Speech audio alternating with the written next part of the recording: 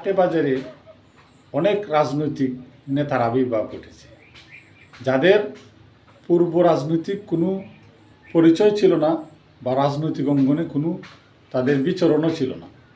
এমন রাজনীতিবিদের কবলে যারা দীর্ঘদিন এই ফ্যাসিস্টের বিরুদ্ধে আন্দোলন সংগ্রাম করেছেন, তারা অত্যন্ত বিব্রত। এদের কথাবার্তায়, এদের আচার আচরণে এমন একটা পরিবেশ তৈরি হয়েছে, যারা রাজনীতির চন্দ্রবিন্দুও জানে না।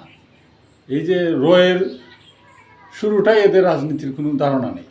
তো রাজনৈতিক বক্তব্য, রাজনৈতিক বিতর্ক, রাজনৈতিক আলোচনা, রাজনৈতিক সমালোচনা যে যাই করেন ভাই, অন্ততপক্ষে রাজনীতিতে তো তার কিছুটা হলেও অভিজ্ঞতা এবং রাজনীতির সাথে তার সম্পৃক্ততার দরকার ছিল। এমন সব রাজনীতিক, এমন সব উদ্ভট কথাবার্তা বলেন, এমন সব উদ্ভট তর্ক বিতর্ক করেন অনলাইনে অফলাইনে, যাদের সাথে আসলে কথা বলতে, যাদের কথার জবাব দিতে নিজেকে অনেকটা নীরব রাখতে হয়।